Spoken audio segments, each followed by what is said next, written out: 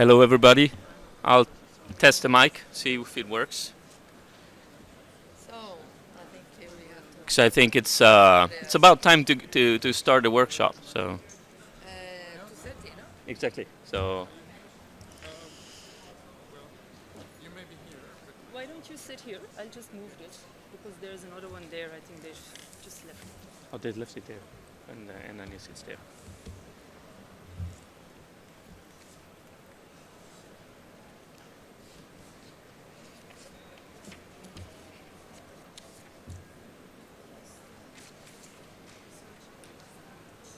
While you do this, I have to you can, I mean, whenever you want to stop. Yep. There's no way of. There's no way of.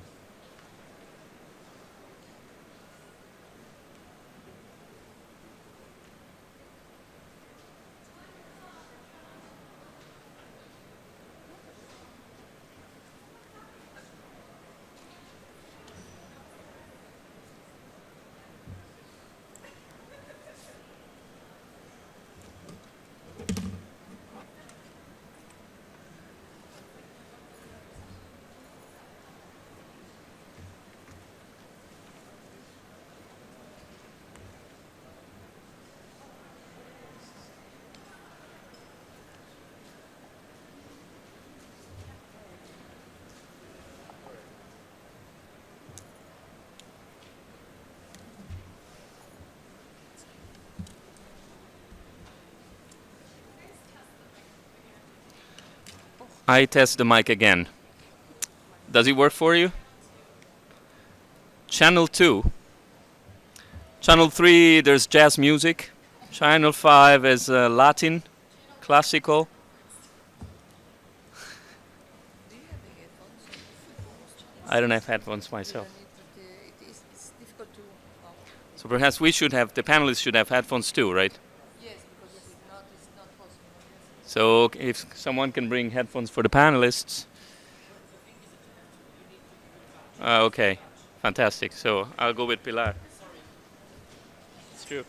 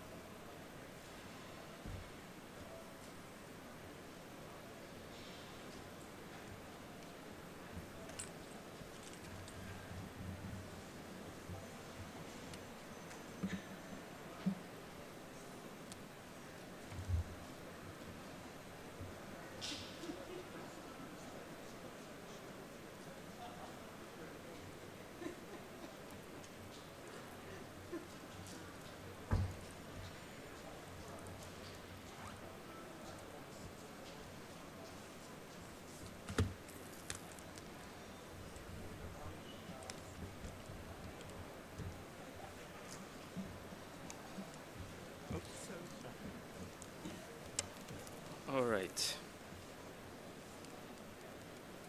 All right.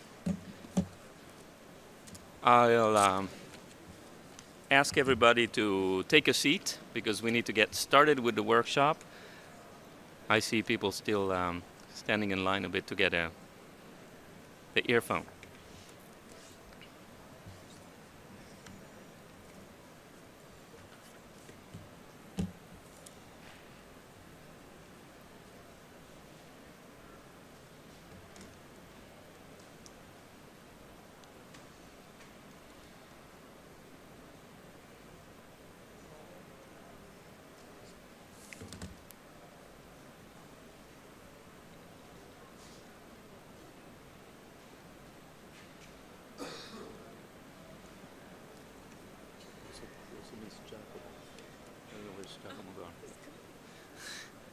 Anyway, he's not the first speaker. So.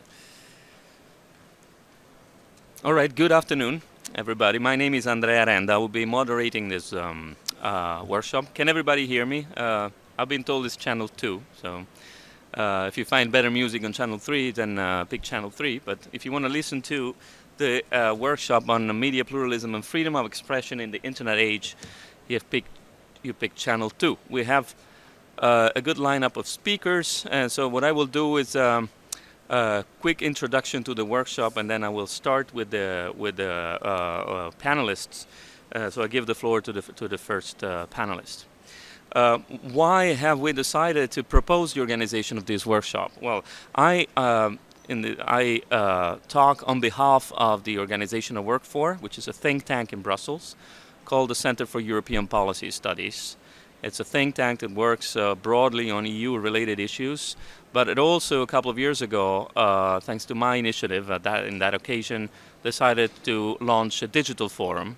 And I myself, being specialized in information society-related issues from a law and economics perspective, have been guiding that forum since then. And I've been involved in a number of research projects and initiatives that the EU institutions have been launching over time with respect to the evolution of the Internet, the future of Internet governance, the regulation or the policy approaches to various layers of the Internet, and finally issues related to pluralism and freedom of expression. So when we had the first talks with the European Commission and the European Parliament about which workshops to propose a few months back, I had the idea to propose to co-organize this workshop with the European Commission. Now, it's not only on behalf of SEPS, but also on behalf of the other EU institutions that I think this workshop is a timely one and an important one, where the EU current reflection on those issues should be represented.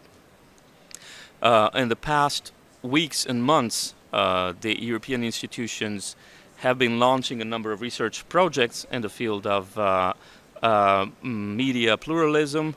The Council of Europe has a long-standing reflection on the notion of media and the evolution of media policy, and at the same time the European Commission has set up a high-level group of experts in the field of media pluralism.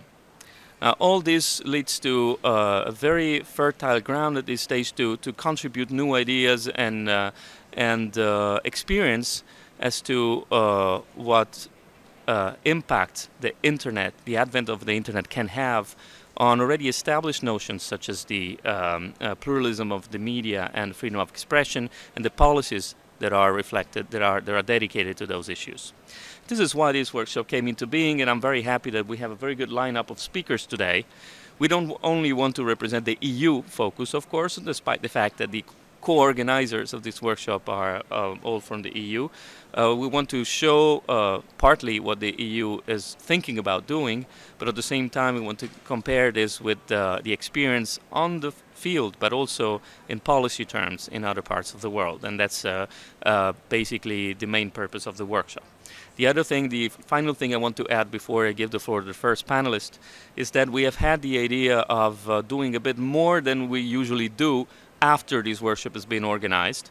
Normally what is done is a sort of brief document that summarizes what the workshop, what the main contents of the workshops have been.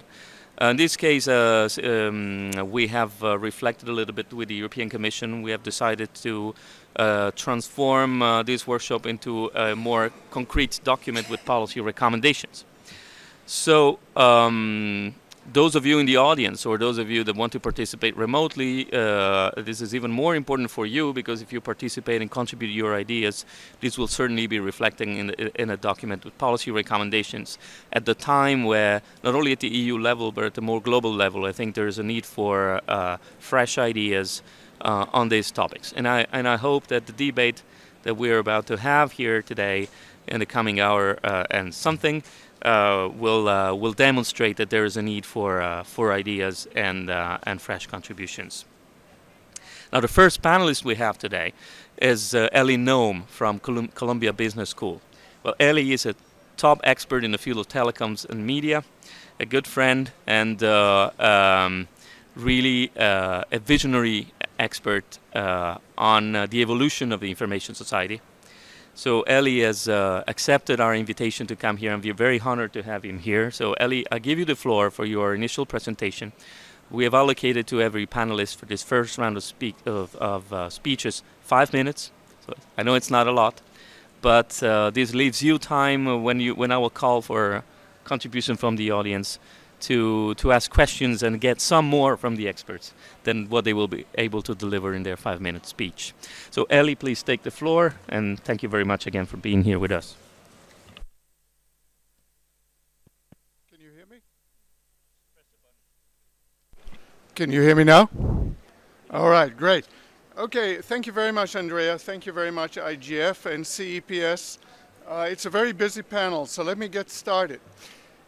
We all here are enthusiasts of the internet, and we belong to different subgroups of the internet, different tribes, and these different tribes disagree on many things, but they don't disagree on one thing, and that is that the internet is a force of openness, of diversity, and for pluralism, right? Well, wrong, because while people, what they believe is that if there are problems with the diversity on the internet and with pluralism on the internet, it is usually because of restrictive and backwards government, or restrictive and backwards phone companies, or restrictive and backwards media barons. So if you just do something about those bad actors, everything will be fine. 100 flowers will flourish.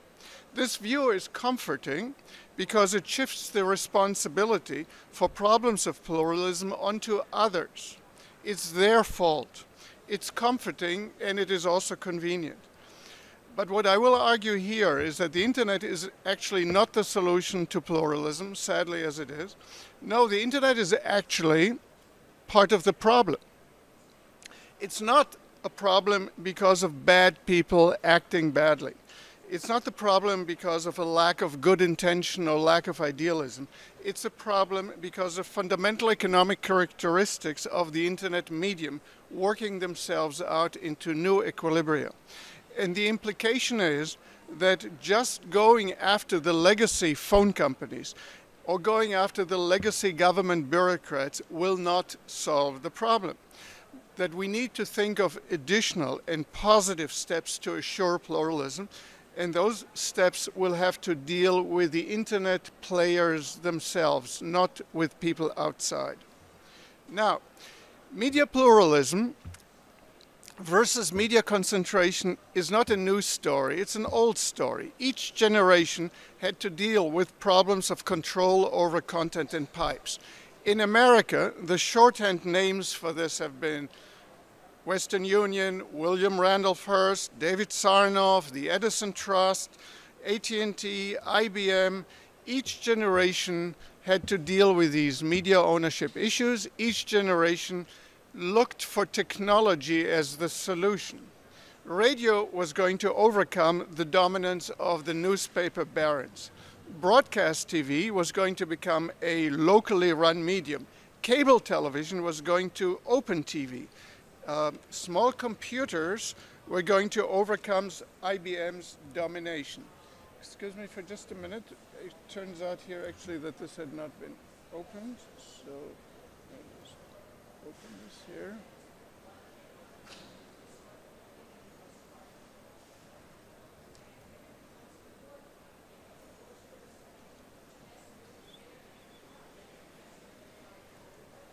All right.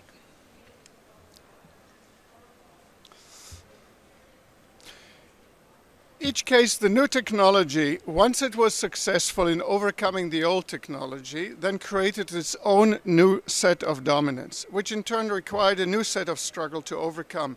And in each case, the new technology has its own set of enthusiasts who believe wholeheartedly that the technology they were part of was going to solve many of the world's problems. Ignorance, public health, democracy, poverty. Just read what people wrote when radio came about, or when television came about, when cable television came about, the idealistic rhetoric that people truly believed at the time. And it is not totally different from that idealistic rhetoric that we hear now and still hear about the internet. It's a tribute to human optimism, but also to the ability to forget or to ignore the past, or to believe that this time things are going to be different. And it is therefore an unpopular task to tell this internet audience here that when it comes to media pluralism, the internet is not the solution, but it is actually becoming the problem. I have only a few minutes to do so. I can give you only a few numbers. I'm reporting findings from our study on media ownership around the world. Peggy here is one of the participants. We managed it at Columbia University, supported by the Open Society Institute. We cover about 80% of the world's population, 80% of the world GDP, and we cover some of those media industries, about 13 media industries. We have data to analyze 1,000 issues. So right now I will look at one story, the concentration comparison of old media, print, basically, new 20th century media, which is film and radio and broadcast television and so on, and new media, that is internet type media. And when you compare this, what the data shows here are several things. Okay, you have 3 bars here. The green bar are traditional media. The red bar are 20th century media, and the blue bar are internet media. And you see several things. First, you see that pretty much everywhere they are rising. Each generation of media is more concentrated than the one before. Not less so, but more so.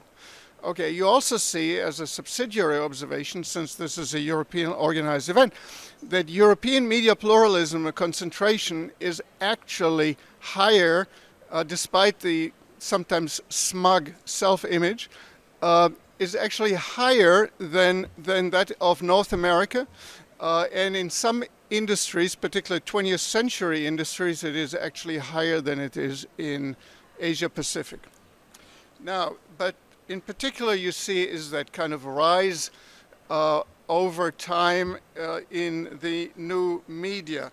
And in fact, it is for these internet media, it tends to be above 3,000, an index of 3,000, which is a concentration index of industrial organization, which 3,000 is very high. Okay, now I have to deal with 2 computers at the same time, and that reflects itself in things like what is the most powerful media company, media broadly defined, in the world in terms of its concentration multiplied by market shares, multiplied by, weighted by the size of the industry, weighted by the number of countries where it is. It is by a very far margin, very high margin. It is Google. Okay, Google is off the charts in terms of its power index relative to small companies such as Rupert Murdoch's News Corp or Time Warner or Telefonica or France Telecom. Okay, now,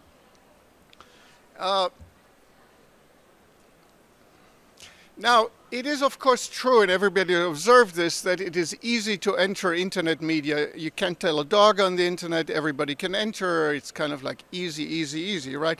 But this kind of is a concentration only on the entry barriers, and the entry barriers indeed have declined. Good. But there is another factor, which are economies of scale, and that is usually kind of disregarded.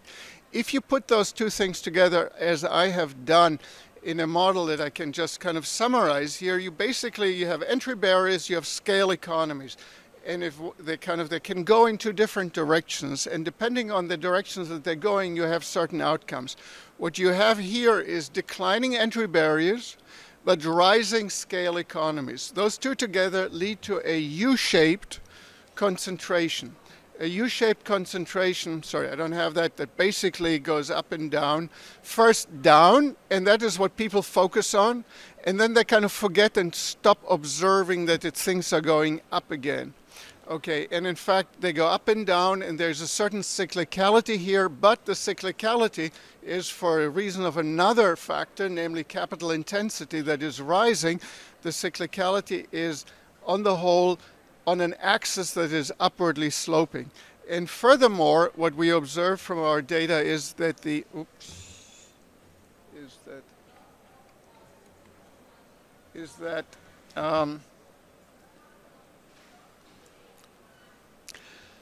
that the concentration trends of content media, which are lower than platform media, which are higher, are converging. And the intuition behind it is that media are becoming more capital intensive, that it was easier to be a book publisher. There was not much in capital investment necessary.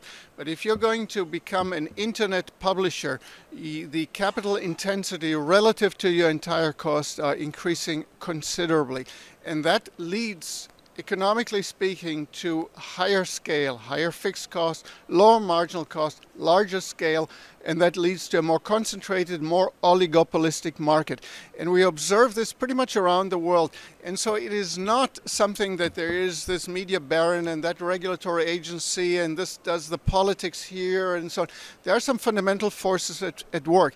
And because they're fundamental, it is really very difficult to deal with them, because it's not so easy just to put your finger in a dike and to pass another regulation. Now, so this is kind of an observation about today. Now, if we look into the future, what we can predict is that actually this will continue. It will continue because the next generation, the emerging generation of television media over the internet, is actually going to be more complex, more capital intensive, will have a higher scale, will have a greater globalization internationally.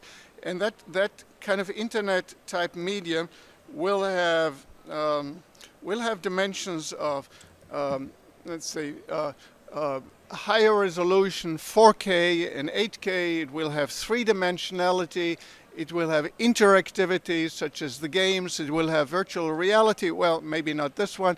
This is not exactly consumer friendly, but this one already is, and that is being unveiled, was already unveiled and becoming a consumer product probably within a few weeks or months. And then there's the personalization, where you can actually kind of target different content to different people. This audience here, since nobody's listening to me actually except electronically, there could be two soundtracks. One you agree with and then another one you disagree with. I could be like a politician, right? I could have several messages simultaneously. Sorry, Pilar. Plus other things such as multi-platform. We could go to TV as sets in automobiles and in the pocket and so on. We have user-generated content. We have avatars and virtual worlds. We have globalized television, and on and on. And the point is that this kind of television is going to be really expensive to produce. This is not a kind of like YouTube type television. Of course, the long tail is going to be there. It's going to be active. It's going to be innovative. It's going to be creative. It's going to be wonderful. But the main audience is not going to be there. The main audience is going to be at the premium products, because the time is valued and they want to have a premium experience. That's the experience that we have had in the past. That kind of television is really expensive to produce. Take a look. Avatar had over 800 computer graphic artists and spent $50 million on special effects for a 2-hour movie. Okay, and so this kind of television is likely to be extremely diverse, will have multiple players and technologies and software that have to be integrated, and there are different ways to integrate it. And the basic way that I see this to be integrated would be through kind of cloud mechanisms. And so we will have the Google cloud and the Netflix cloud and the Hulu cloud, basically NBC and Fox and others, or the BBC cloud or others. These will be kind of the integrators, and they will be large, and they will be global, and they have to be highly capitalized with lots of skills and experiences. Now, let me see where I am, and I'm getting to the end here, don't worry.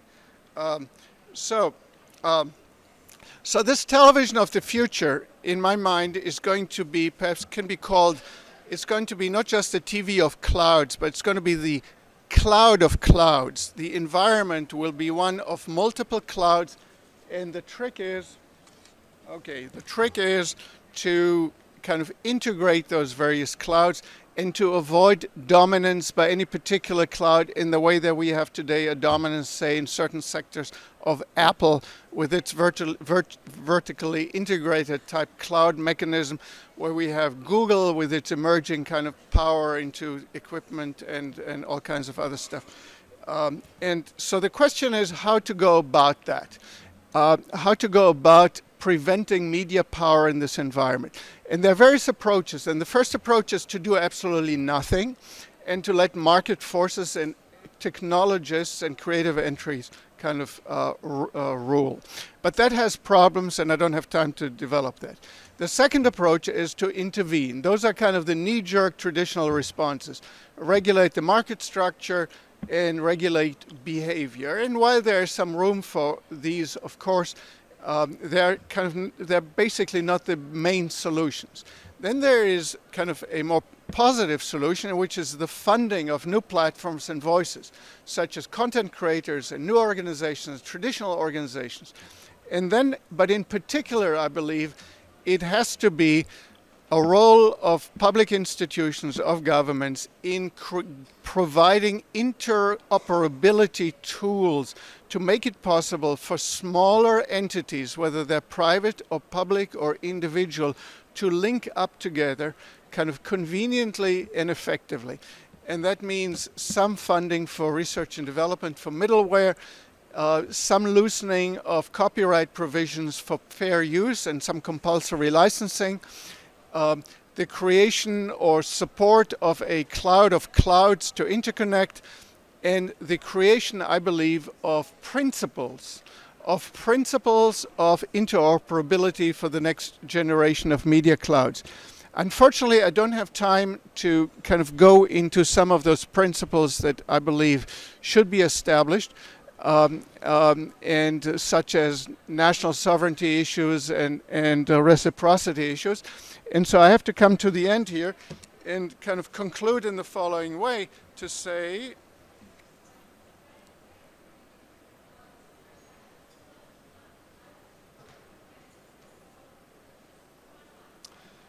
the next generation of media, in my view, is going to be potentially actually anti-pluralist.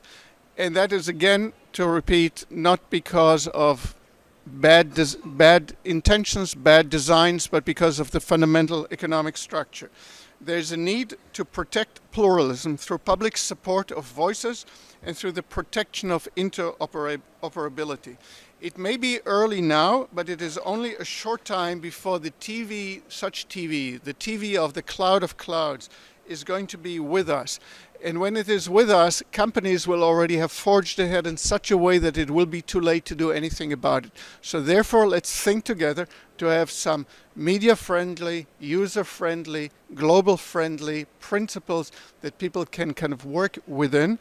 And we at Columbia are trying to draft such principles. We invite you to participate with us. And I thank you very much for your attention. Thank you very much, Eli, for a very interesting presentation that has already set the stage for also very thought-provoking workshop. While I invite Peggy to start, you're not going to the podium. Up to you.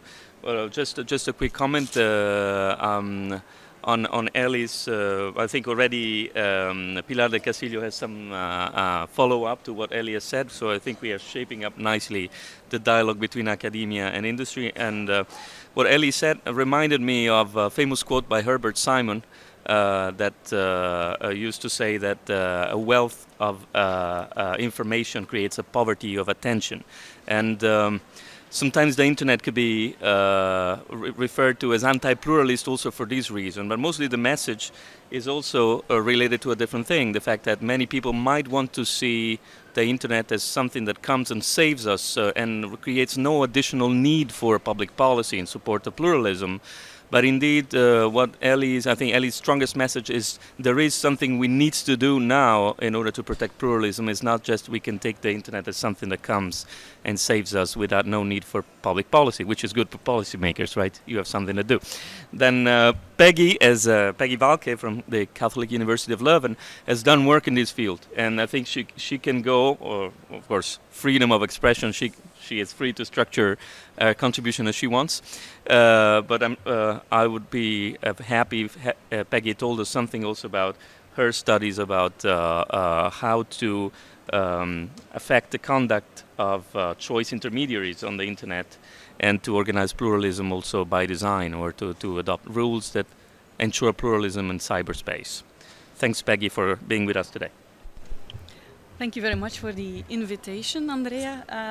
I believe in the 5 minutes that's being allocated to me, I will try to build on what has been said so far, and I will also rely on work of colleagues, academic colleagues like at the University of Amsterdam, Nathalie Helberger, for instance.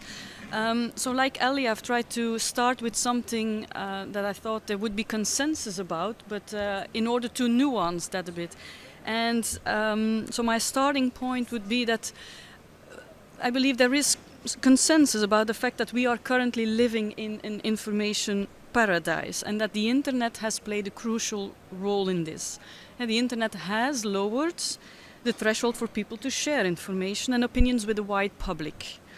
There's an explosion of content producers on the internet, which offers dazzling opportunities for media pluralism, both in terms of political, cultural, geographical diversity. But, and here I use the words of Dr. Helberger of the University of Amsterdam, where is paradise, the snake cannot be far away.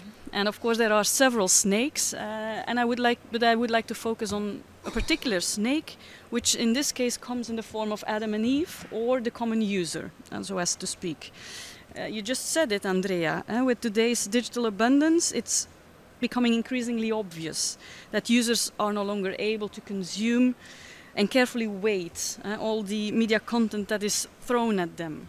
So the question arises, how can we make sure that the user still chooses from a healthy diet, or chooses for a healthy and diverse media diet, in this context that economists call a demand-driven environment instead of a supply-driven environment, and what sociologists call an era of mass self-communication. Now, there are a number of strategies that could be followed. A first strategy, which is already being explored to a large extent under the form of media literacy policies, is to try to empower users to cope with information abundance.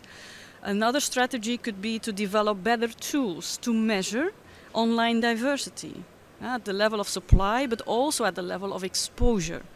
How diverse is the content actually that we, the users, citizens, consume through online news websites, through blogs, for instance? Is it really so diverse as we believe it is, or are these online news sites just copying from one another?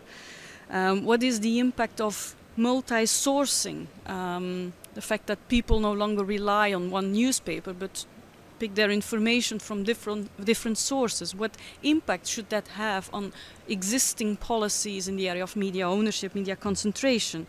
For the time being, I believe that there is still quite some scope for research on appropriate methods to measure such exposure diversity.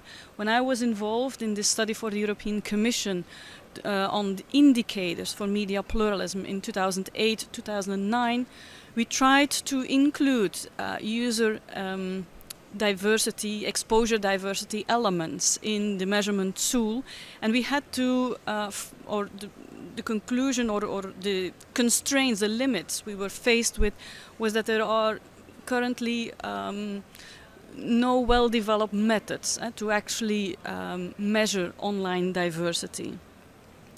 Another strategy could be to stimulate both new and traditional media to improve the potential of user-generated content to make a meaningful contribution to media pluralism.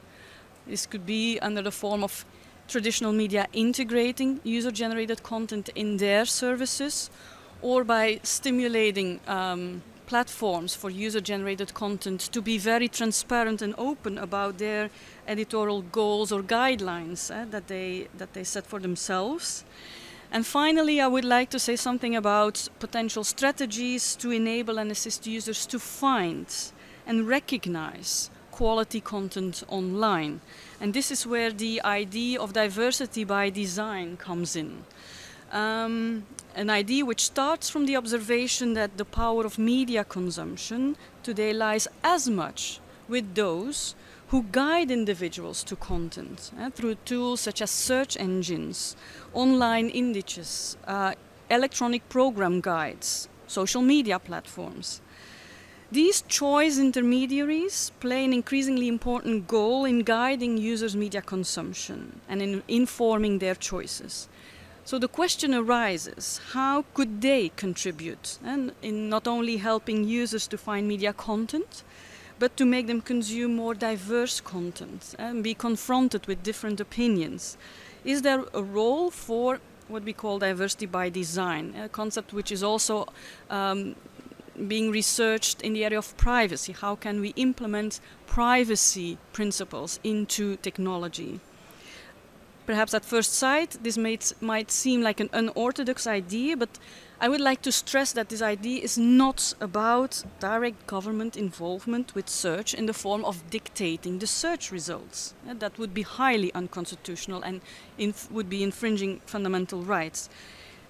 This idea is about inviting choice intermediaries to reflect about alternative means to present search results to users, not merely based on commercial incentives or previous search queries of the user, but also on the basis of, for instance, serendipity.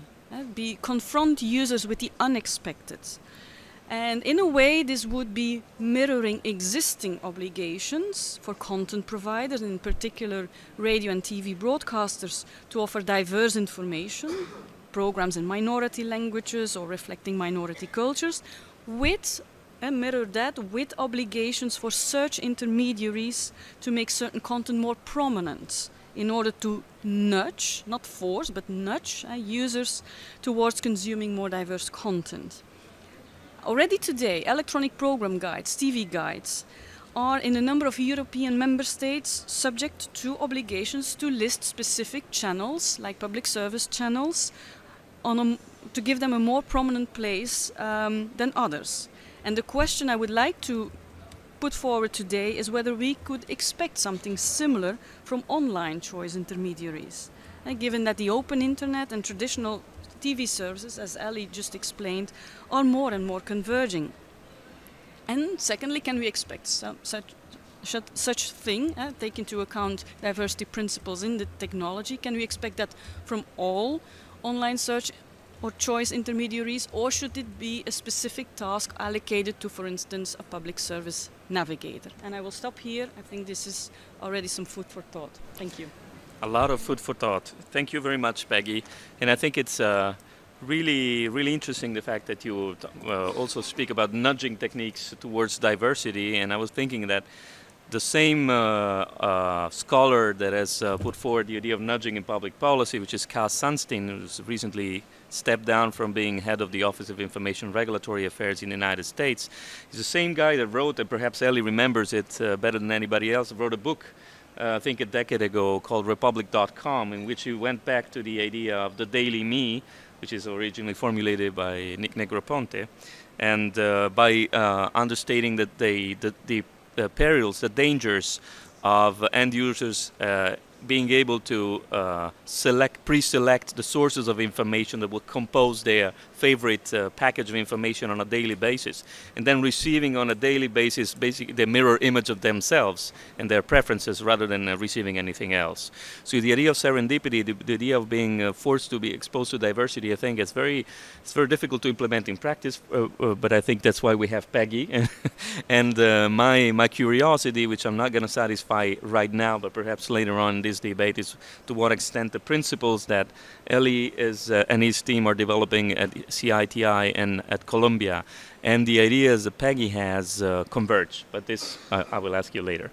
The third panelist we have today is Anya Kovac from the Internet Democracy Project in New Delhi, India. Now, Anya comes from a I would say, quite different perspective, so she will help us expand the scope of this debate beyond what's been discussed and represented so far. The idea that this workshop dedicated to media pluralism and freedom of expression is also to discuss how the advent of the internet has expanded the possibilities for access to content and for the exercise of the rights to be heard and to make oneself heard, not only in developed but also in developing countries. So that's what thrilled us about Anya, and that's why also we decided to invite her and to represent the experience of the Internet Democracy Project in New Delhi. So again, Anya, full freedom of expression for you. Be free to say whatever you want, but we are happy in any case to have you here. Thank you, Andrea. I'm not sure, though, I'm fully going to do what you just said out. I think the two previous speakers already made a lot of points that I wanted to get to as well. So I'm supposed to be one of those, I guess, internet activists who have the reputation of thinking that the internet is the best thing since hot water, and that this has made a massive difference in terms of helping to strengthen democracy. If one looks at the Arab revolutions and similar events in other parts of the world, I think that has contributed a lot to that discourse that says that the internet is helpful for democracy. But I think we make a mistake if we stop analyzing it there. The big question is not to what extent can the internet help to move into a democratic political system, but what does the internet actually do to democracy as we know it all over the world and as it evolves. And there I'm actually not as optimistic at all, and that this is where, out of that fear, that tension, is that the Internet Democracy Project grew. That is why we have the name we have. I think some of the points when it comes to how the concentration of businesses, and so the concentration in terms of gatekeepers of information on the internet, is becoming bigger and bigger, Eli has already addressed, so I'm not going to repeat those. In the morning, I moderated another session in which somebody mentioned a very interesting phrase and said how terms of service are increasingly becoming like accidental constitutions that also shape our behavior in new ways. And some of these ways in which our behavior is shaped are actually very, very restrictive. So in terms of assessing what the internet does for democracy, I think that's a first important point to keep in mind. Secondly, at the level of governments, increasingly we see all over the world that governments are reasserting their sovereign right, as they like to remind us, of enforcing policy on the internet as well. That has had fairly negative consequences for freedom of speech, particularly, I would say, in democratic countries. I think we've been a little bit naive about the quality of legislation in different places.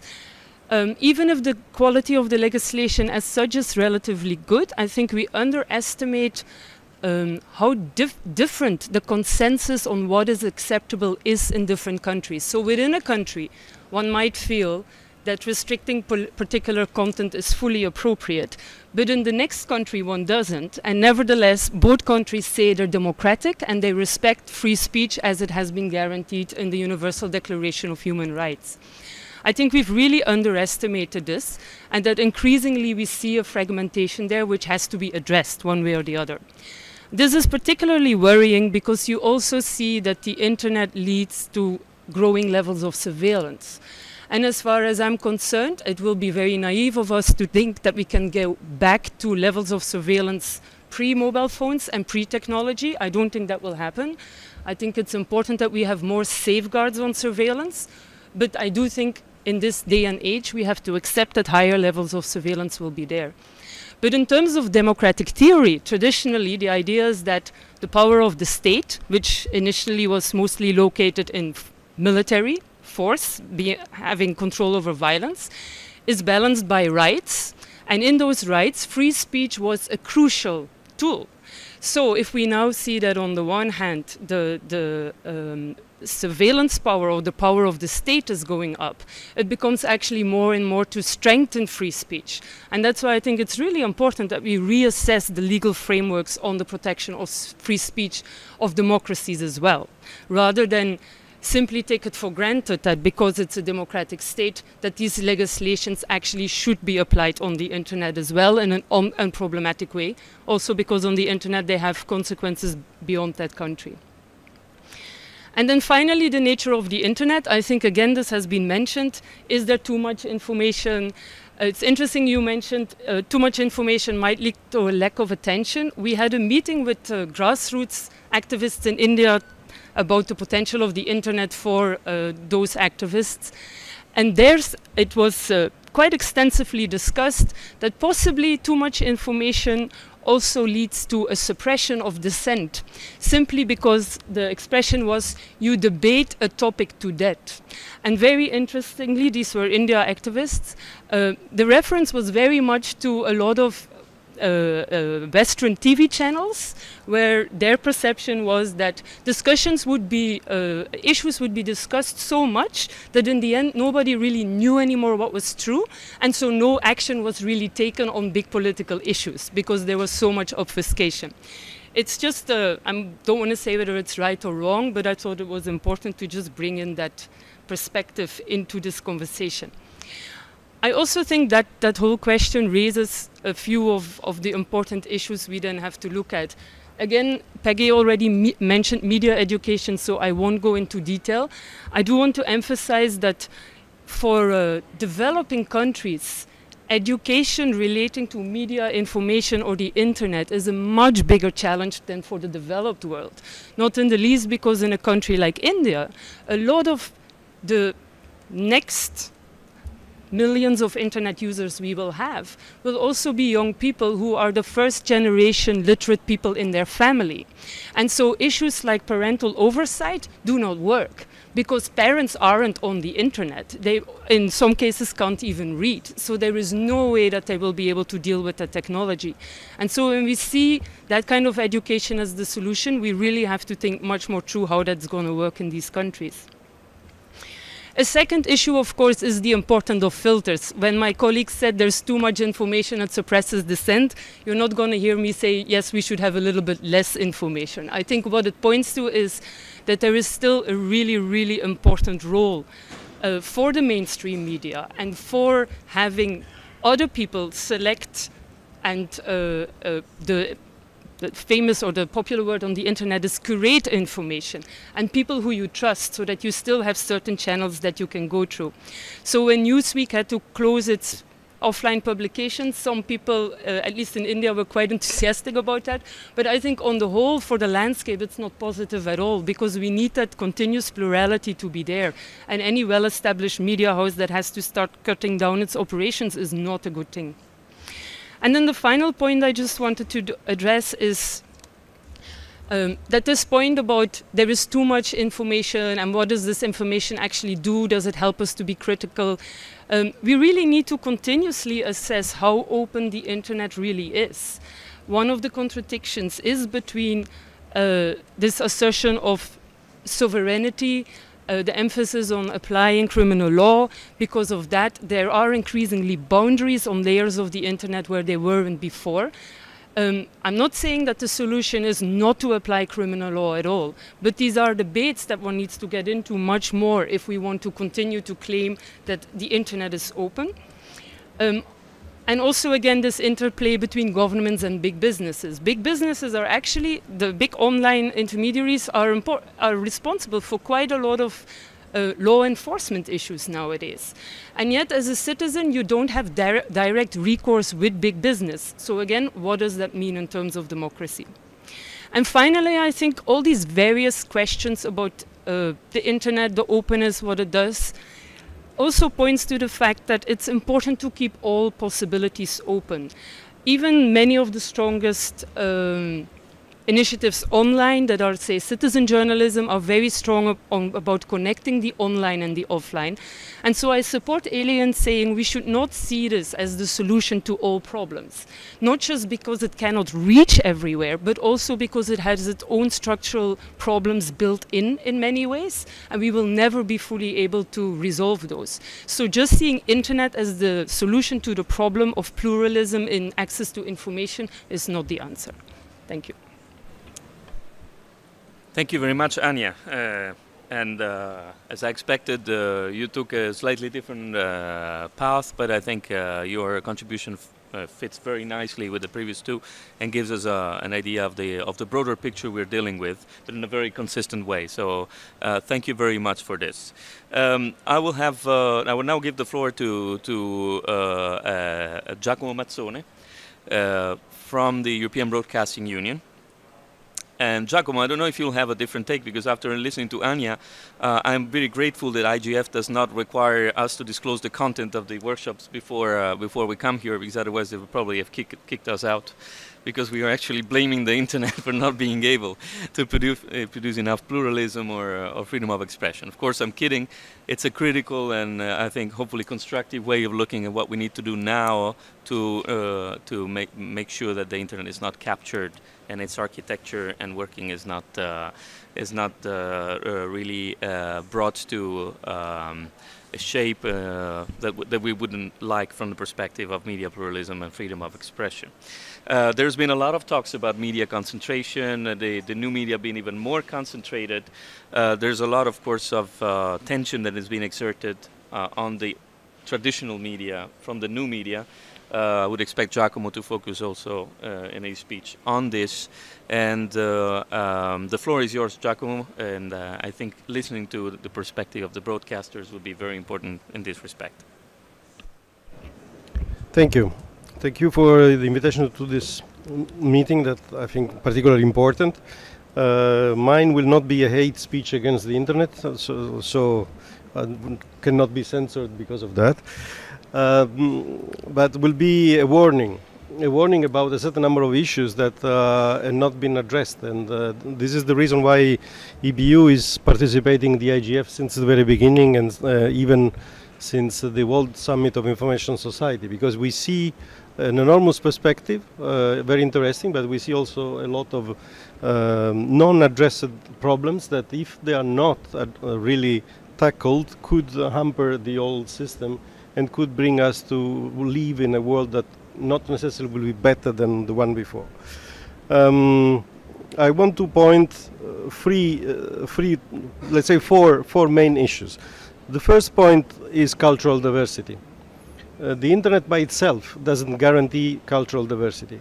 I don't want to be extreme, but last year in Nairobi at one of the panel of the IGF, there was one representative of a famous search engine that I cannot name here, that said that the best way to ensure circulation of contents, national and local contents, would be to make it in English. I didn't react because I was so surprised in listening that for 5 minutes I was not able to react to such a proposal. Because I totally disagree with that, and the mission of the public service, broadcasting, wherever it is in the world, is exactly to maximize the production and the circulation of local content and identity content that could create communities and could allow the community to recognize in this kind of products. So the language barrier is a problem, and the fact that the language could become the language boundaries could become a problem to financing the resources necessary to produce and to distribute quality content could be a very big problem. We already know, for instance, that very intensive products like movies for cinema are produced only in certain number of countries where there is a medium or large market that could allow to finance this kind of products. Other countries are already cut out from producing movies because it's too much expensive for them. Tomorrow the same thing could happen to broadcasting programs, because if in many countries we are financing, even for the public service, through the advertising revenues, this production, and this would mean that these resources are moving from a market to another, notably to the internet market, because this is the kind of erosion we are assisting nowadays. These resources will not be anymore available in the current market and will go elsewhere. In most of the cases will go in other countries or even in other regions of the world. There is an astonishing example we had last year, 2 years ago in France.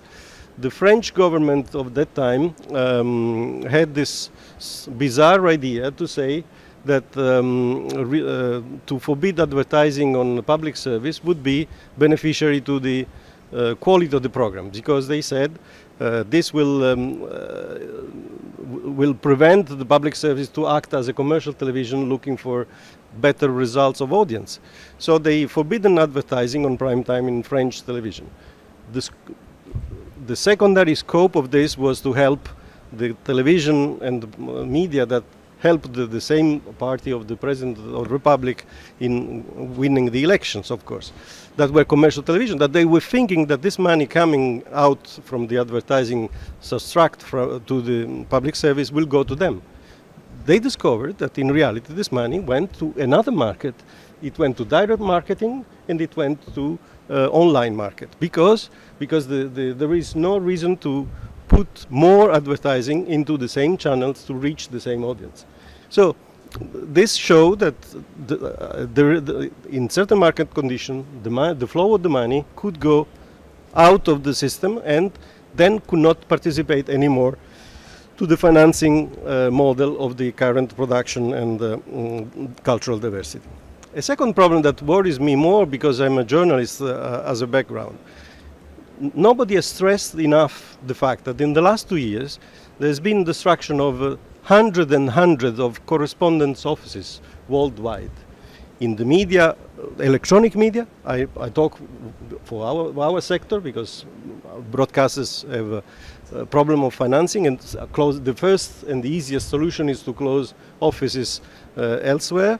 And in the press, in the printed media sector, that they've closed a lot of offices of correspondence. So this is replaced how? Is replaced through more use of the agencies, but also the agencies are shrinking and closing down, because the mechanism of financing of the press agencies is the same. It's a cooperative market financed by printed media. So also the press agencies are closing down.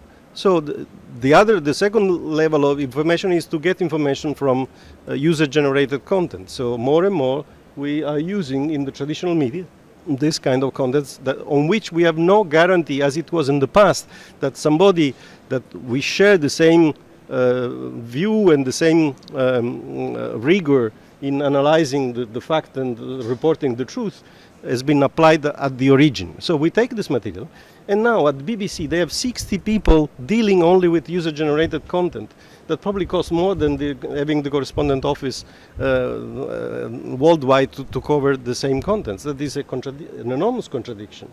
So this worries me, because nowadays we have less source of information than before. We have more sources of information if you consider user-generated content, but less reliable sources.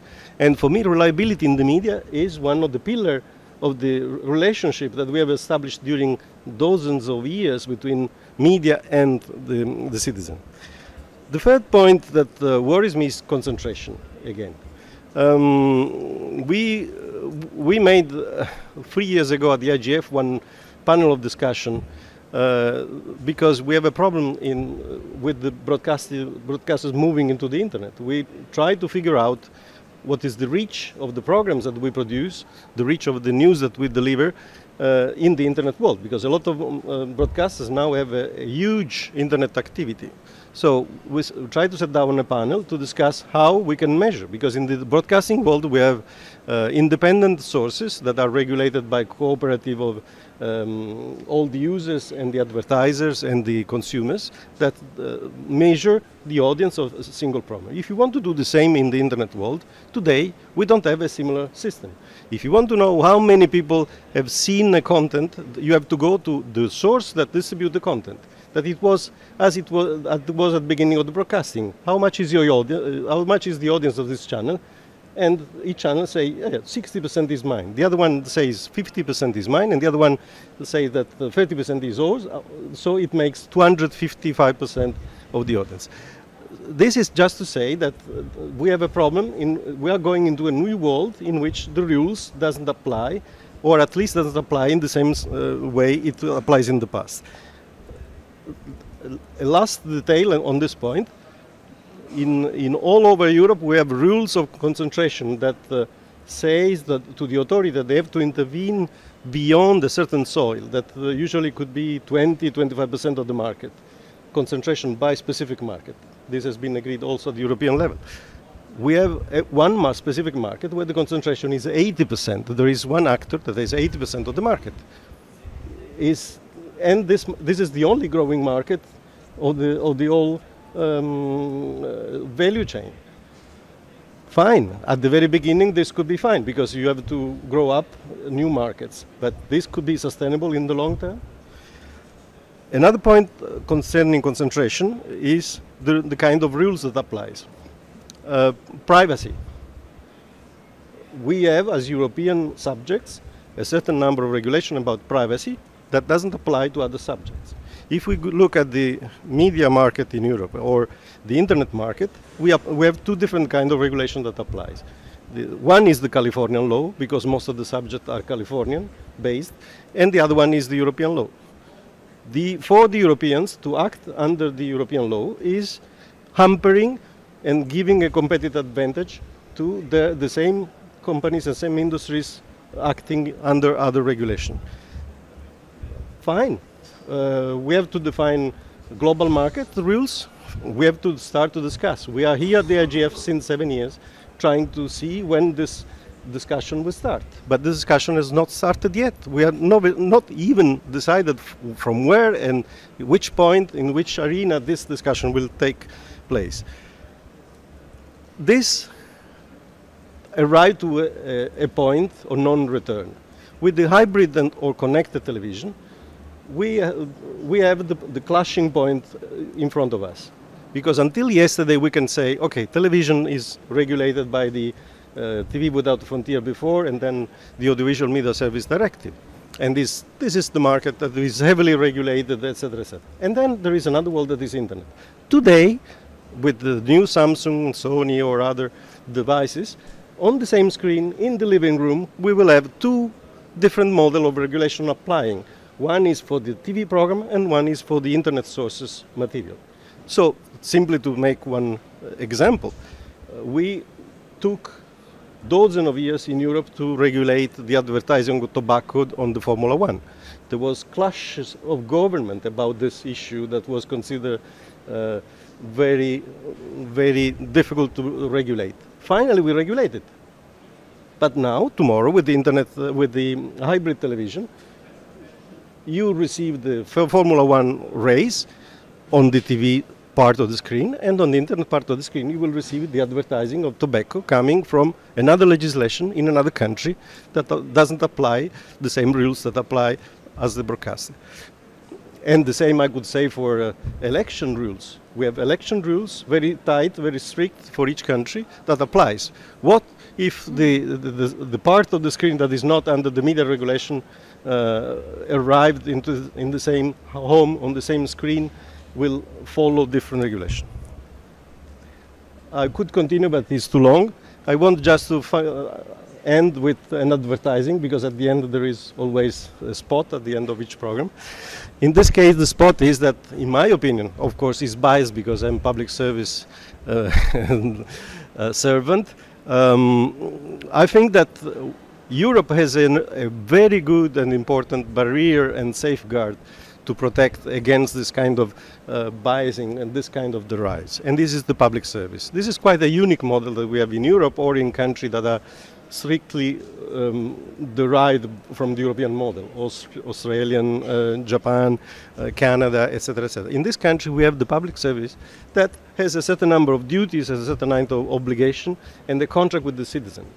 This, if we are able to preserve a certain number of values like the independence, the pluralism, the pluralistic approach in the programs, the quality programs, the respect to the minority, the support to the language, the support to the national production of contents, this is the best barrier, but cannot survive against any will, because if the legislation doesn't support, if the rules doesn't support, if there is not a common agreement with the other forces of the new market that are coming in, this will be wiped out, because this will be considered as part of the past. This will be considered as part of an old system where you want to regulate. The citizen can do whatever he wants, and then it's the market that will decide. Thank you very much, Giacomo. I will pass the floor immediately to Pilar, although certainly what Giacomo has said will raise questions and issues also with respect to the previous speeches. Since also Pilar, I think, will refer to all speeches, and we need to save time because otherwise we will not have time for interaction and for the other panelists. I give the floor immediately to Pilar. Yes, thank you. Thank you very much, Andrea. I'm going to be brief. First, because so many things has been said to the moment. Second, because I don't like to have the temptation of being the prototype of politician that, as Eli said, I can say something and then the contrary at the same time. So I'm going to just be brief to avoid this temptation. So, well, it is amazing. I mean, well, in all the speeches, previously speeches, I found myself in you know, in the way I addressed this point, but it's amazing when I was listening to Eli, because the conclusion is the same.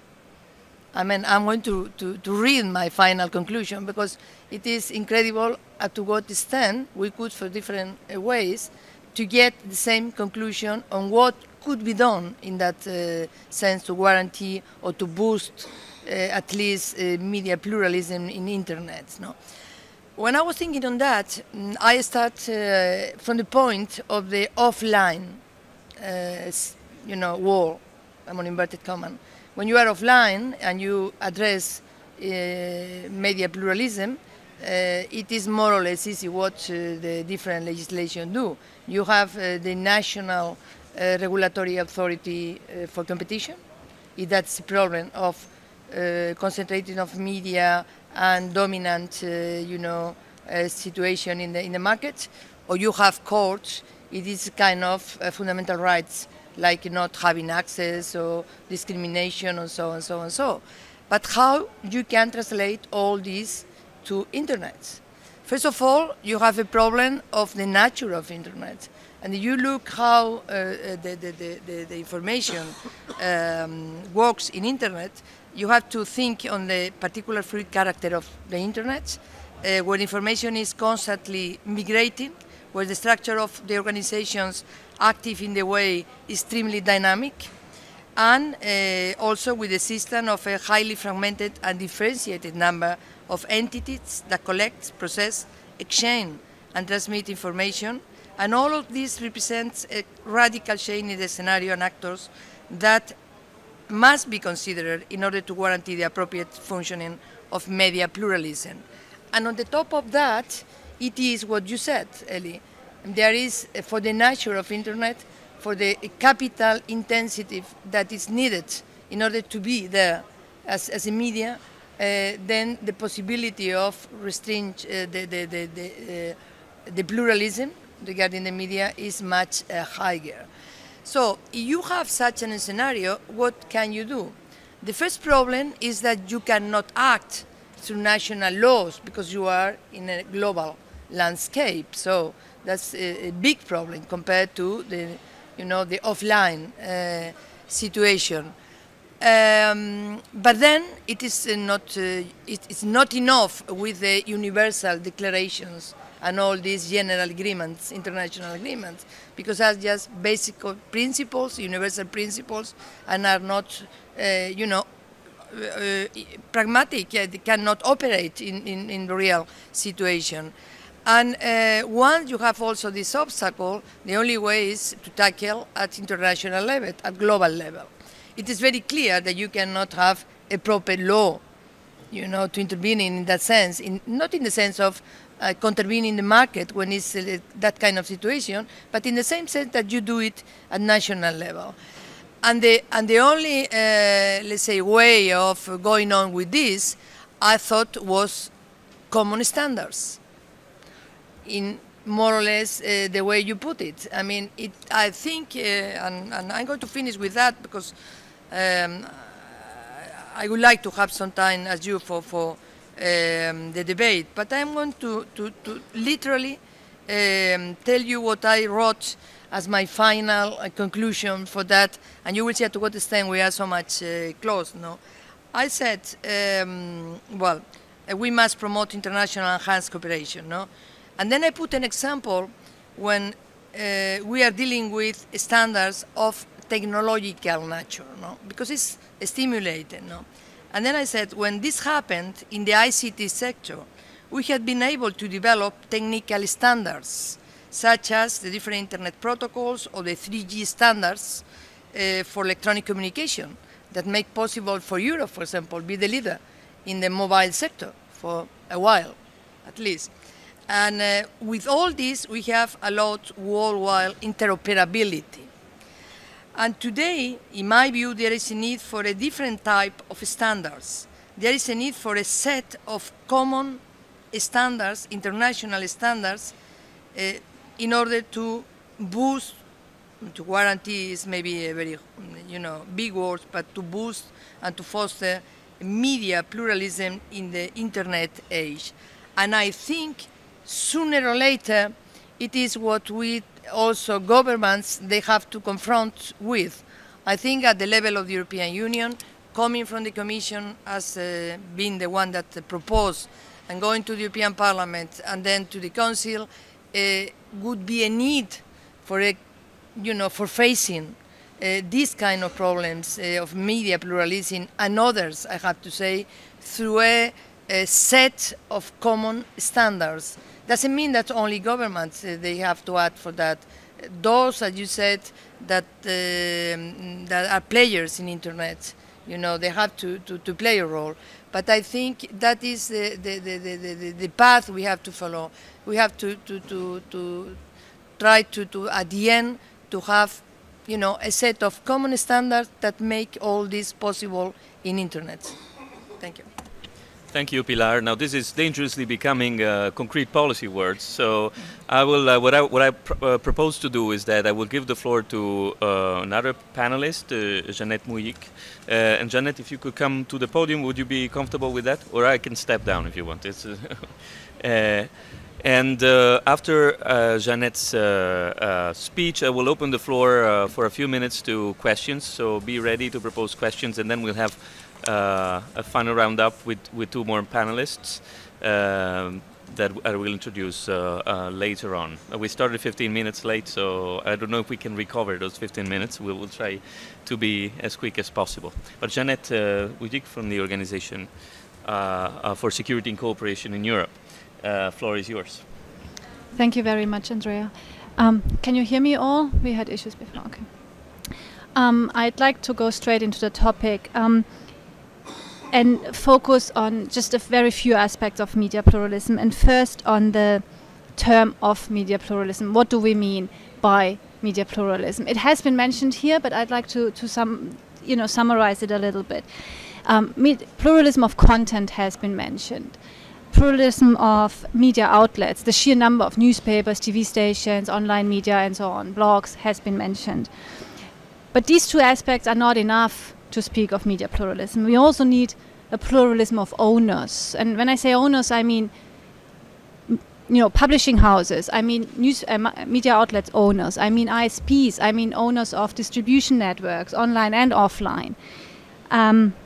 But most importantly, and this is what Giacomo said earlier, I think we need pluralism of sources. And sources, not just, different opinions, geographical sources, not just sources from different societal groups, I mean different sources of media. Online media, offline media, print, TV. We cannot talk about media pluralism online without talking about media pluralism offline. If we would only have the internet and a lot of media pluralism on the internet, it would not be real media pluralism. In my opinion, it would be just noise. Because what we need is traditional media. We need professional journalists who analyze information, who evaluate information, who contextualize information in order for us to make sense out of it. And this is why I think it's important to stress this, because the different media we have now, and we will also see maybe in 10 years from now on, or in 20 years from now on, there will be another media coming up, another platform, and we will all have the same debates all over again. Is all these different types of media, be it print, be it TV, online media, blog, social media, they all fulfill different functions. and they also lead to a different form of news consumption. Let's take the US elections now. Like, we all got the results very quickly. We knew who won, but all the background we will read in our newspapers at home. We switch on the TV. If we want to watch what is happening in Syria, we don't go on YouTube and search for videos. We wait for BBC to do this for us, to select these videos. Breaking news, I mean, at least I can't remember a case where breaking news appeared first on the internet. Not even the WikiLeaks cables. They had to do it in tandem with traditional media, or at least traditional media that were then operating online. So I think it's insufficient to talk about media pluralism online without mentioning the offline aspects, because it takes more than a vivid debate on the internet and a free internet to have multiple sources available. First, and we shouldn't forget, because also we're still the minority here. It's the minority of the world that accesses the internet and has a sufficient and stable broadband connection. We don't even have it in this room, by the way. And second, I already mentioned that we need a healthy print market, and I think print is very underestimated. We need local newspapers to scrutinize local politicians. I mean, and it is actually local newspapers that are now dying out. In the US, a lot of newspapers had to close, regional and local ones. In Germany, this is also the case. So we should not fall into this illusion, pluralism of opinion or of sources, and a free internet will do the job. Because also, what is an opinion worth if no one sees it or watches it? And this is what I like what you said, Anja, with your grassroots project. I think that there's a point here. I don't want to be too pessimistic, but I'm not saying that we don't need online media, and we would well be off, with the traditional aspect of it. But I mean, journalists today fulfill a different function. They need to be skilled in a different way than a few years earlier, and we also need a plural and open internet, because the internet now helps traditional media to be seen and watched in places where it wasn't possible so far, because it's just a lot of easier to get a signal in a far away in a mountainous area. With the terrestrial signal technology, it wasn't possible before, and journalists also have a multiple range of sources today than they used to have before. So I would like to leave it at it. Just maybe one example of Macedonia or the Balkans in general. There was maybe 6-7 years ago, there was some media pluralism being established there, and after the bloody war in the beginning of the 90s, and international community was and the population, they were very hopeful that things would move the right way. Now in the meantime, we have unfortunately in some of the countries in the Balkans a crackdown on traditional media, a close down of TV stations, newspapers, or in other countries we have a polarized media system. So we have the pro and anti-governmental media, which is not media pluralism, it's two opinions, not more. But we have an open internet.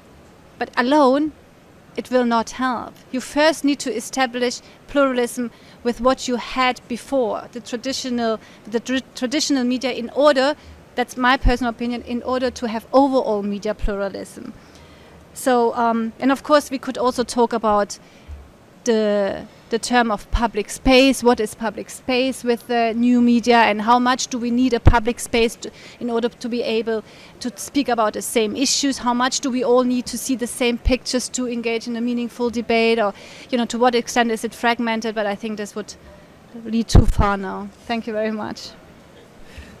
Thank you very much, Jeanette. I would now ask the audience if there are comments with a prayer, because otherwise they kick me out of the IGF for the next 10 years. Please be quick in your comments.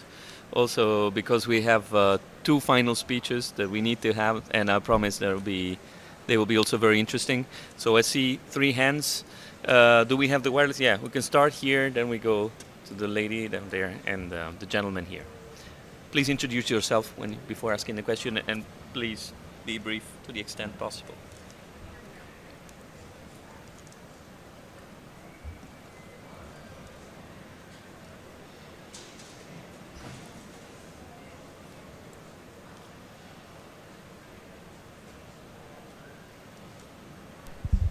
Can you hear me now? My name is Courtney Raj. I'm the Senior Program Officer for Freedom of Expression at Freedom House. And it's interesting, Jeanette, because I very much agree with some of the things you said, but very much disagree with other things that you said. And I think that part of trying to get this debate to go further than it's been is we have to get past this idea of platform-specific media, because we can talk about print media or newspapers, but in many cases there's just convergence across platforms. So it doesn't make sense to talk about online media as if it's something different than broadcast or than print. I would also point out that the European and US examples of a dying newspaper industry does not hold across the world. In the Middle East, we've actually seen an increase in newspapers, and so I think that's important to note as well. And I think in terms of the case of journalists, that absolutely they still have an important role to play, that some of it is still the same role, and I think that we are in danger of seeing journalists just becoming bloggers, and that playing that aggregating and curating role is going to become ever more important. And I was very glad to hear somebody else's comment about the danger of moving only onto internet generated media because of the algorithms in place that can feed you only content that you believe in. And it's interesting to hear how you might encourage that diversity. So thank you.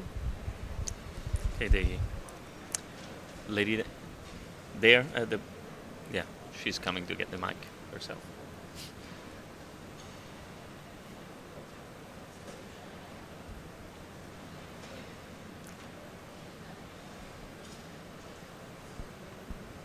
Now you can hear me. Yeah. My name's Helen Goodman. I'm a Member of Parliament in Westminster in Great Britain. For the first time I've been in a session where I've agreed with every single member of the panel. I thought the analysis was excellent, but just on solutions, most Western governments anyway are facing massive fiscal deficits. So I think the idea that the public purse is going to pay for new sources of journalism is somewhat unrealistic. And I mean, in Britain, we're spending $5 billion already through the BBC and tax breaks. I wondered whether one thing to look at with the problem of concentration was to go via the WTO and look at that route, because there we do have an international forum that can address some of this anti-competitive behaviour. Well, you must be lucky. I'm glad. He said that was the best one. Hi. Hello. My name is Kostas. I work as a journalist in Greece.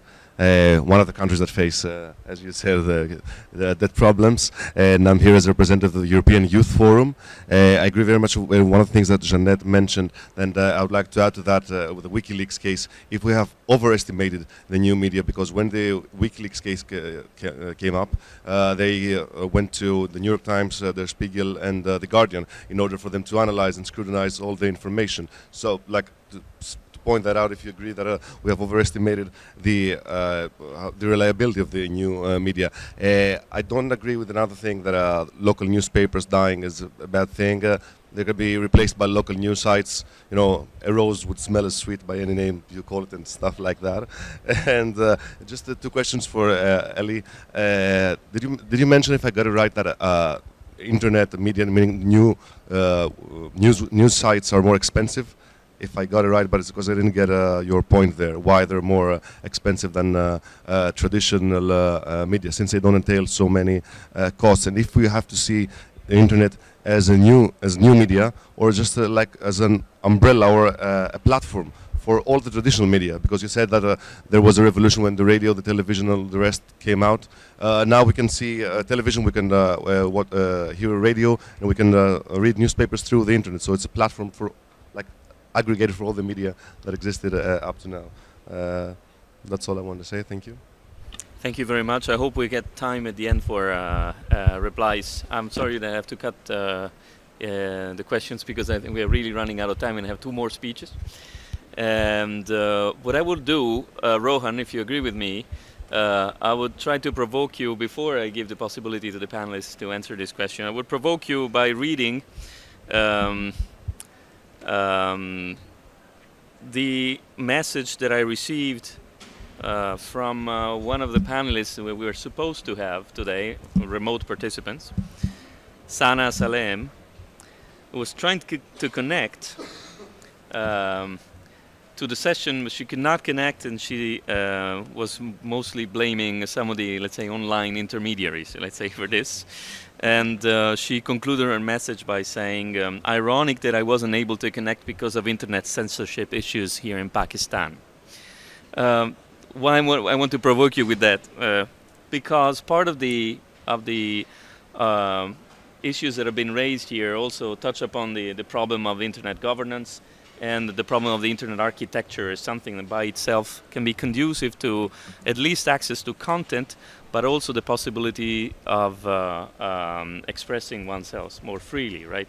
And I was wondering whether you could tell us something about how do you see the architecture of the internet becoming more or less conducive to pluralism and freedom of expression in the weeks to come. 15 years ago or so, when I was working on issues of scarcity of attention and audiences, we used the terms audiences and meta-audiences to differentiate between people actually dealing with the kind of things that our Greek colleague was talking about, that is a website that is read by particular individuals, and a meta-audience would be the sort of the larger ecosystem within which the website would function, which involves connectivity and so on and so forth. So the whole idea that there would be economies of scale in assembling these meta-audiences and even audiences, in the sense that somebody like Andrew Sullivan, who's a blogger, got into it with very low barriers to entry, but basically the popularity that he enjoys then builds on itself and has positive feedbacks. This is, in a way, things that have been known and said for a long time. The issue with the internet, I think, as our Greek colleague was saying, is that the barriers to entry are low. And as Eli himself was saying, the long tail is flourishing. There are possibilities for niche players to come in, even though they will never become as big as or powerful as the major, the power distribution suppliers, media attention aggregators. So it is in this context that there is some value in looking at plurality issues or plurality policy issues in a very old-fashioned classical way, which looks at it in terms of what harm can governments do to this, rather than what harm can private actors do to this. Obviously, we don't rule out private actors doing harm, but it would be useful to look at the harm that could be done by governments in terms of blocking, censoring, etc., etc. And we could look at telecommunication policy changes that are either more or less conducive to this.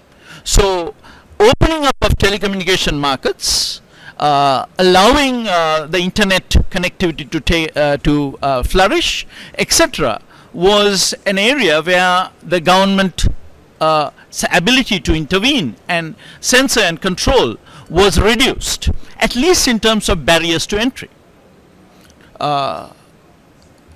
Now the issue is, with the World Conference on International Telecommunications that is going to take place in Dubai in early December, there is the possibility that if some of the proposals that are being heavily advocated, for example, for something called sending party network pays, there would be incentives for the creation of gateways of the form that you find in China and of the form that you find in Bangladesh. In the case of China, the gateways, the choke points, are created for multiple purposes, including censorship. In the case of Bangladesh, the gateway is there simply so that the government can control the revenue stream and take quite a bit of it. So what a number of European actors, for example, who are pushing this do not appreciate is that what was being pushed as a European problem to solve some revenue problems of European telecom operators has now been taken up by the Arab states, and the proposal has been transformed into one where the governments will decide what is appropriate, the governments will decide what the routes are, and so on and so forth. And sadly, for the telecom operators who are pushing this, they will not get to see much of the money. If there is any money, probably the money will be taken by the governments. The governments are sort of like that. So in this situation, if you have gateways, even for economic purposes, the possibilities, we are now talking about design, this is a design that is more conducive to government censorship than less conducive. I'm not saying it's determined that it will happen. There's all sorts of weird stuff that is going on in Bangladesh that the government does not control. The government does sort of sledgehammer stuff, like these days YouTube is not permitted in Bangladesh, but that'll go for a couple of weeks and then it'll come back. But there are all kinds of other things going on, so it's not that it's being used for censorship right now, but that this particular model has more possibilities, is more conducive to a plurality hostile environment than the one that we have now. Therefore, I have made it my business to go and oppose these proposals for this and many other reasons. Thank you. Thank you. This was Rohan Samarajiva from Lirna Asia, CEO of Lirna Asia. Well, now the time we're running out of time. What I propose that we do is that we take it as the end of this session in a more informal way, if you want. So I might ask Anya and Giacomo to get back on stage. We won't have chairs for everybody, although we can take chairs. You can stay, Rohan. But I can ask the panelists to give us a final statement, possibly for those of you that have answers to the questions that have been posed to answer directly, but just one statement. And then I have Maciej Tomaszewski from the European Commission wrap up and also tell us what is the European Commission going to do with what has been said.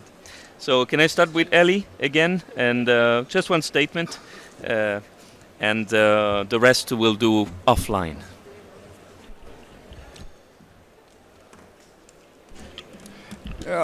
There were some really good comments here on the panel and off the panel, so let me just kind of respond to maybe two that are related. I was in total agreement with the concept of the platform neutrality that was mentioned, but kind of I have to say that in a way platform neutrality should not mean that restrictions that are posed on traditional media for reasons that were specific to that technology now have to become legacy for anything new. Instead, they should be removed on the old media. Broadcast television was limited for reasons of physics and otherwise, and a set of rules evolved around that limitation.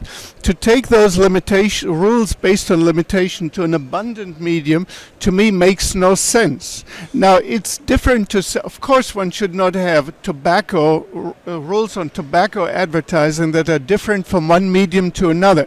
But these should be media neutral rules that apply to newspapers and magazines and to radio broadcasting and to internet equally.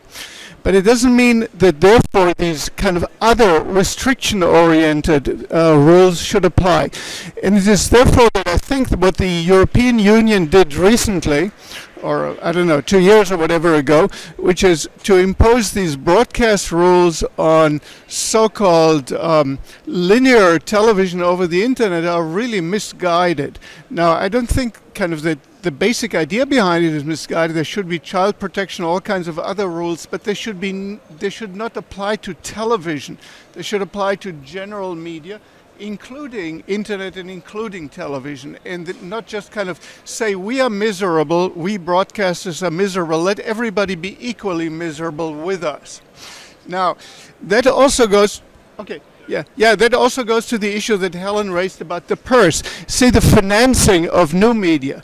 the existing system is such that broadcasters, in effect, in some countries get a tax, and that tax or license fee, whatever you call it, is given exclusively to them, even if people don't watch public broadcasting. It seems to me that this is a bizarre system. If you have a tax, you should give it to whatever new kind of great programs are being produced, not just to any particular institution. Thanks, Ali. Peggy, you fine with it? Okay. Anya, did you want to add anything? Giacomo? Well, you don't need to comment on the miserable statement. And neither on the bizarroid license fee that is the result of years and years of fight. Because the other solution is the state budget that I think is even more weird. I want to talk about some mythology of the that is around the internet, the long tail. The long tail, according to the last analysis, the last research, it exists only at the very beginning of an internet market. As soon as there are newcomers into the market, that could be even the same market, for instance, when the mobile internet access is available, they discover that on the internet there are available material that they cannot access before. I have a list of 10 movies I'm still watching all around the globe since years that are not yet available anyway in any support in any form, but I'm still looking for it, and one day I will catch, I'm sure. But this effect ends once all the people has accessed the market. And the problem with the long tail is that you need to input in the material bucket something at the very beginning, because if there is no new creation, there will be no long tail. The things that you are looking more in the long tail are the most difficult to access, not the Hollywood blockbusters, are the De Oliveira movies, the first Woody Allen movies that nobody watch anymore, the black and white. These are what feeds the long tail, and if they are not produced anymore, you will not access anymore. All right, Jeanette, please, just one single statement. Yeah, just quickly on possible solutions and how we or the state or whoever can help finance qualitative content. I think one of the solutions is we have to be ready to pay for it. All of us, whether this is like for public service broadcasting or content on the internet or content, broadcast via TV or whatever forms there might be. We have to do away with this culture of, this free culture of content, I think.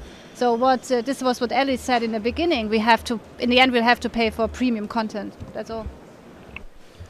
All right, this adds even more food for thought and transforms into another session. Pilar, yes. I'll ask you to be very brief. briefly, mine is a request to you. I would like very much, that's my conclusion, to follow some of the lines that were, debate here. And then I think that will be, I don't see another way, on the context of SEPs, maybe there is a room for do something more, because I found something really interesting. We certainly are planning to open a working party, a task force on this topic. And for those of you who want to be involved also in the audience, please come leave your contacts so that we can contact you overall.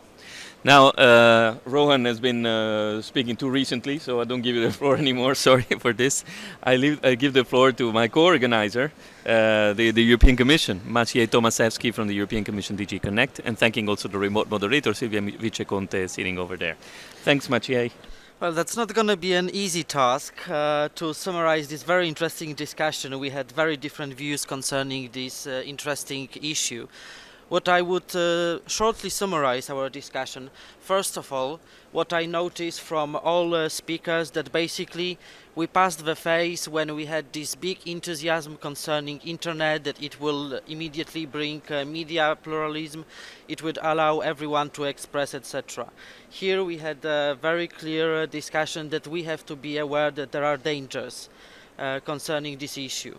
So what would be important would be, first of all, to have a good mapping exercise concerning this issue. And here we would have to focus not only on the situation on different markets, so in Europe, in United States, in different countries, to see what are the concrete problems on those markets, and also to see what are the concrete problems related to different media, as it might appear that, for instance, for broadcasting, for newspapers, we might see completely different challenges.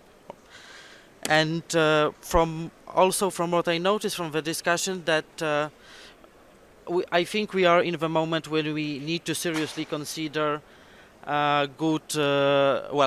brave solutions. And I've noticed that there was a discussion concerning, for instance, adoption of some kind of common standards to reflect upon some instrument in international law, to reflect upon interoperability, maybe concerning copyright. Also, we had a lot of discussion about financing. So just to explain you what the European Commission is doing is this field, that we are actually also focusing right now on the phase of mapping exercise. And in order to do that, we have two groups dealing with this issue. First of all, this is a group that has already finished its deliberation.